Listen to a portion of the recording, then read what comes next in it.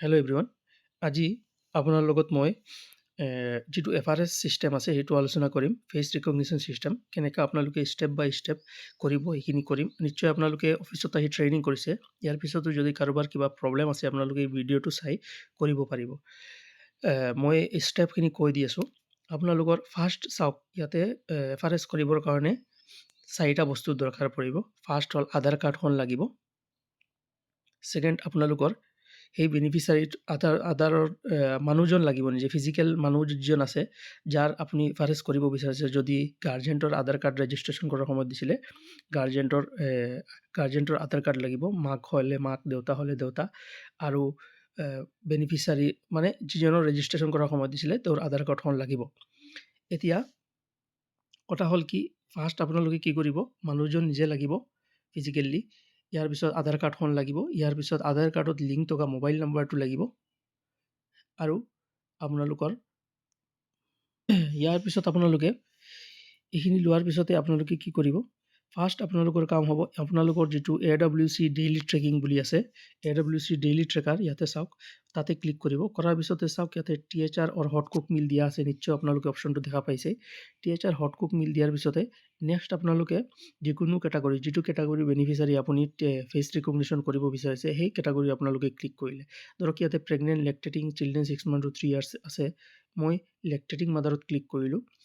লেক্টেটিং মাদাৰত click কৰাৰ লগে লগে চাওক ইয়াতে বেনিফিচাৰীখিনিৰ নামখিনি ওলাই আহিলে। এতিয়া আমাৰ কাম কি হ'ব, আমি ফাৰ্ষ্ট কি কৰিম, THR যিটো অপশ্যন আছে তাতে আমি ক্লিক কৰিম। কৰাৰ লগে লগে mobile number is not verified বুলি আহিছে। ফাৰ্ষ্ট আপোনালোকৰ যদি মোবাইল নম্বৰটো ভেৰিফাই নাই, ভেৰিফাই মানে কোনটো ভেৰিফাই, ৰেজিষ্টাৰ কৰাৰ সময়ত আপোনালোকৰ মোবাইল নম্বৰটো ভেৰিফাই কৰিব লাগে। যদি মোবাইল নম্বৰটো ভেৰিফাই নাই, আপোনালোকে মোবাইল নম্বৰটো আগতে ভেৰিফাই কৰি ল'ব। মই সেইটোৱে কওঁ, ফাৰ্ষ্টত আপোনালোকে মোবাইল নম্বৰটো ভেৰিফাই কৰি ল'ব। মোবাইল নম্বৰ ভেৰিফাই কেনেকৈ কৰে নিশ্চয় আপোনালোকক মই দেখাই দিছিলোঁ। ভেৰিফাই মোবাইল বুলি এটা অপশ্যন আছে ডেছবৰ্ডত, তলত চাব বেনিফিচাৰী যিখিনি আছে তাৰ তলতে এটা অপশ্যন আছে ভেৰিফাই মোবাইল বুলি, মাজতে মোবাইল ভেৰিফাই বুলি। তাতে ক্লিক কৰাৰ লগে লগে যিখিনি ভেৰিফাই হোৱা নাই এই বেনিফিচাৰীখিনি ওলাই আহিব। আৰু ছাইডত এটা বটম আছে ভেৰিফাই বুলি, সেই ভেৰিফাইত আপোনালোকে ক্লিক কৰাৰ লগে লগে মোবাইল নম্বৰত চেণ্ড OTP মাৰাৰ লগে লগে এটা OTP যাব, তেতিয়া আপোনাৰ মোবাইল নম্বৰটো ভেৰিফাই হৈ যাব। ইমানখিনিয়ে কাম। এতিয়া মোবাইল নম্বৰ আপোনালোকে ভেৰিফাই কৰাৰ পিছত, আৰু যদি আপোনালোকে ধৰক মই এতিয়া স্কিপ মাৰি দিলোঁ, মাৰাৰ লগে লগে কি হ'ব, নেক্সট আহিব beneficiary photo is not capture and EKYC pending. ইয়াতে আমি এইকেইদিন কৰি আছিলোঁ কি, স্কিপ মাৰি মাৰি আমি THRখিনি দিছিলোঁ, কিন্তু এতিয়া আমি যিহেতু ভেৰিফাই এই স্কিপ বটনটো বেছি দিন নাথাকে, নেক্সট মাহৰ পৰা নাইকিয়া হৈ যাব। গতিকে আপোনালোকে কি কৰিব, ইয়াতে যিটো প্ৰচিড বটম আছে, প্ৰচিড বটমত এইটো ক্লিক কৰিব।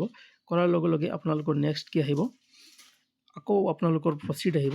প্ৰচিড অহাৰ লগে লগে আপোনালোকে আকৌ একচেপ্ট এণ্ড প্ৰচিড, আপোনালোকে ডিনাই নকৰিব, এইটো একচেপ্ট এণ্ড প্ৰচিড মাৰিব। মাৰাৰ লগে লগে এনেকুৱা অপশ্যন চাওক, ষ্টেপ নম্বৰ 3 আকৌ আহিব প্ৰচিড। মাৰাৰ লগে লগে নেক্সট ষ্টেপ আহিব, ষ্টেপ নম্বৰ 4ত আপোনালোকৰ কি আহিব, এনেকুৱা কেমেৰা, আপোনাৰ যিটো কেমেৰা আছে কেমেৰাটো খোল খাব।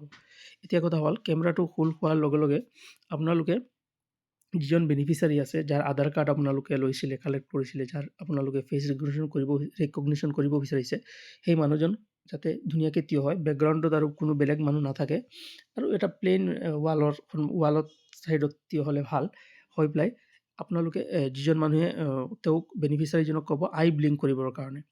এতিয়া কথা হ'ল কি, কিছুমান মোবাইলত আপোনালোকৰ ভিডিঅ' আহিব আৰু কিছুমান মোবাইলত ফটো আহিব। ফটো আহিলে ভাল কথা, যিবিলাক ভাৰ্চন ভাল, মোবাইল ভাল, কোৱালিটি ভাল, তাত সেইবিলাকত মোবাইলত আপোনালোকৰ ফটো আহিব, দেখা পাব এনেকুৱা। আৰু কিছুমান মোবাইলত ভিডিঅ' আহিব পাৰে, তলত এটা বটম আহিব। তলত বটম আহিলে আপোনালোকে কি কৰিব, জাষ্ট আপোনালোকে বটমটোত ক্লিক কৰিব। ক্লিক কৰি 6 ছেকেণ্ডমান ৰাখিব, আপোনালোকে আৰু একো কৰিব নালাগে। 6 ছেকেণ্ড ৰখাৰ লগে লগে ভিডিঅ' এটা ৰেকৰ্ড হ'ব। ৰেকৰ্ড হোৱাৰ লগে লগে কি হ'ব, 6 ছেকেণ্ড পিছত ভিডিঅ'টো আহিব। অহাৰ পিছত অলপ 2-3 ছেকেণ্ড পিছত কি হ'ব, ভিডিঅ'ৰ পৰা এখন ফটো ল'ব। এই ছেইম তেনেকৈ এখন ফটো আহি যাব ভিডিঅ'ৰ পৰা, আৰু ফটো অহাৰ লগে লগে আপোনালোকৰ নেক্সট প্ৰচেছখিনি ছেইম হয়। গতিকে কিছুমানৰ ভিডিঅ' আহিব আৰু কিছুমানৰ ফটো আহিব, এইটো লক্ষ্য ৰাখিব।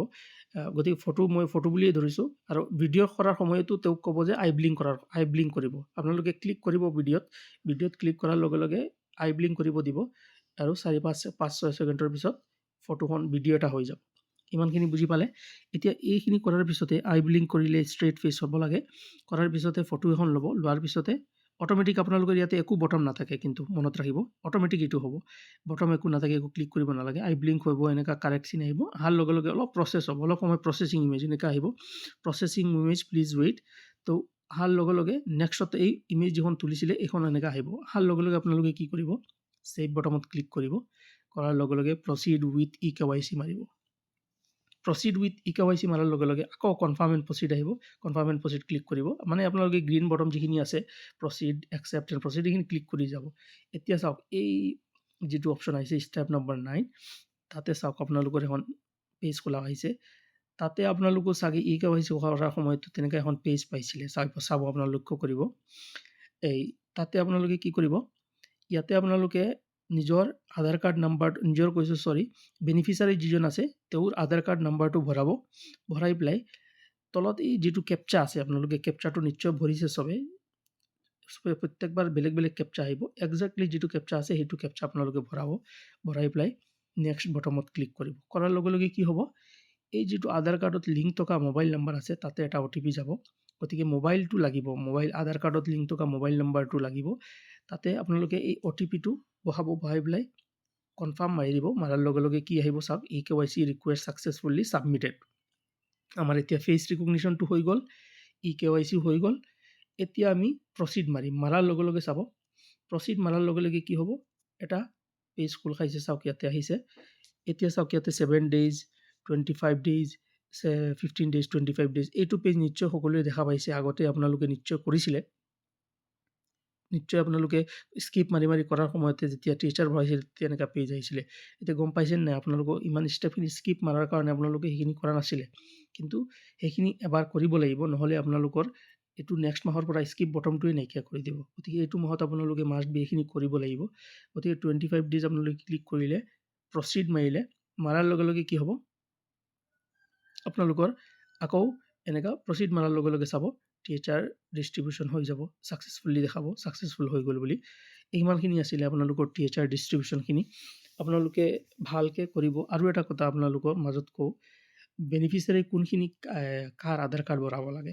বিশেষকৈ আপোনালোকৰ ফাৰ্ষ্ট হ'ল প্ৰেগনেণ্ট আৰু লেক্টেটিং। প্ৰেগনেণ্ট আৰু লেক্টেটিংখিনি কি কৰোঁ আমি, নৰ্মেলি প্ৰেগনেণ্ট আৰু লেক্টেটিং নিজৰ আধাৰ কাৰ্ডখিনি দি কৰায়। গতিকে সিহঁতৰ নিজৰ আধাৰ কাৰ্ড দি যিহেতু ৰেজিষ্ট্ৰেশ্যন কৰিছে, গতিকে সিহঁতৰ নিজৰে eKYC কৰিব লাগিব। নেক্সট আহিল 6 month to 3 years। 6 month to 3 yearsৰ দুটা কেটাগৰী হয়।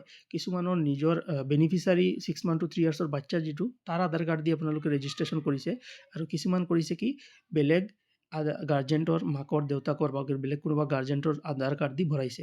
যদি আপোনালোকে নিজৰ বেনিফিচিয়াৰী নিজৰ আধাৰ কাৰ্ড দি ভৰাইছিলে, তেনেহ'লে কি কৰিব লাগিব, বেনিফিচিয়াৰীৰ যদিও আধাৰ কাৰ্ড দি ভৰাইছে, তেওঁৰ eKYC কিন্তু তেওঁৰ কৰিব নোৱাৰিব, তেওঁৰ মাক দেউতাকৰ কোনোবাৰ দি কৰিব লাগিব। আৰু সেইটো অপশ্যন আপোনালোকে একো কৰিব নালাগে। যেতিয়া আপোনালোকে ক্লিক কৰিব, তাতে অপশ্যন আহি যাব যে আপুনি কাৰ আধাৰ কাৰ্ড ভৰাব বিচাৰিছে, ফাদাৰ, মাদাৰ, গাৰ্জেণ্ট। আপোনালোকে যাৰ আধাৰ কাৰ্ড ভৰাব বিচাৰিছে, eKYC কৰিব বিচাৰিছে, যিকোনো এটা চিলেক্ট কৰি আপোনালোকে এইখিনি বাকী ষ্টেপখিনি ছেম কৰি ল'ব। কিন্তু যদি আৰু এটা কথা, যদি আপোনালোকে আগৰ পৰাই গাৰ্জেণ্টৰ আধাৰ কাৰ্ড দি ভৰাই ৰাখিছিলে, মাকৰ দেউতাকৰ কাৰোবাৰ আধাৰ কাৰ্ড দি ভৰাইছিলে, তেতিয়া সেই অপশ্যনটো নাহে। সেইটো অট'মেটিকলি ক'ব যে এই মানুহজনৰ আপোনালোকে যিজন ভৰাইছে এইজন চাই ল'ব কোনজন মানুহৰ ভৰাইছে। কাৰণ কেতিয়াবা হয় কি, আপোনালোকে ফাদাৰ্ছৰ ৰেজিষ্ট্ৰেশ্যন কৰাৰ সময়ত ফাদাৰ্ছৰ আধাৰ কাৰ্ড দিছিলে, আৰু আপোনালোকে যেতিয়া eKYC কৰিব যায় তেতিয়া আপোনালোকে কি কৰে, বেলেগৰ আধাৰ কাৰ্ডখন, মাকৰ আধাৰ কাৰ্ডখন লৈ পেলাই আপোনালোকে ট্ৰাই কৰে, তেতিয়া নট মেচ এনেকুৱা কিবা আহি থাকে, মেছেজ আহি থাকে, ছাকচেছ নহয়। গতিকে আপোনালোকে ৰেজিষ্ট্ৰেশ্যন কৰাৰ সময়ত কাৰ আধাৰ কাৰ্ড লৈছিলে সেইটো ৰেজিষ্ট্ৰেশ্যন আপোনালোকে আগতে চাই ল'ব। সেইটো নিজে চাব পাৰিব, বেনিফিচিয়াৰিজত গৈ আপডেট প্ৰফাইলত গ'লে দেখিব পাৰিব কাৰ আধাৰ কাৰ্ড ভৰাই ৰাখিছিলে আপোনালোকে। তো ইমানখিনি আছিলে। গতিকে আপোনালোকে যদি 6 month to 3 yearsৰ বাচ্চাৰ ক্ষেত্ৰত কৈছোঁ, যদি নিজৰ গাৰ্জেণ্টৰ আধাৰ কাৰ্ড ভৰাইছিলে, যাৰ আধাৰ কাৰ্ড ভৰাইছিলে তেওঁৰ আধাৰ কাৰ্ড eKYC কৰিব লাগিব। আৰু যদি বাচ্চাৰ আধাৰ কাৰ্ডটো লৈ কৰিছিলে আপোনালোকে, কিন্তু নেক্সট আপোনালোকে eKYCটো বাচ্চাৰ আধাৰ কাৰ্ড eKYC কৰিব নোৱাৰিব। সেইটো কাৰণে আপোনালোকে কি কৰিব লাগিব, অপশ্যন আহিব ফাদাৰ, মাদাৰ কাৰ eKYC কৰিব বিচাৰিছে, আপোনালোকে ফাদাৰ্ছ হ'লে ফাদাৰৰ আধাৰ মাৰিব, মাৰি পেলাই তলত ফাদাৰ্ছৰ ডিটেইলছখিনি যেনেকৈ আছে ছেম তেনেকৈ ভৰাব। গতিকে ইমানখিনি আছিলে, আপোনালোকে ভালকৈ কৰক। মই শ্বৰ্ট কৰিছোঁ, বহুত কনচেপ্ট আছে, আৰু এইখিনি আপোনালোকে অলৰেডি পাইছে, আপোনালোকক ট্ৰেইনিং দিয়া হৈছিলে ফিজিকেলি। গতিকে এইখিনি যাতে কনফিউজ নহয় তাৰ কাৰণে মই ষ্টেপ বাই ষ্টেপ আপোনালোকক কৈ দিছোঁ আৰু আপোনালোকে ইমিডিয়েটলি কৰক, সময় আমাৰ হাতত বহুত কম আছে। Thank U.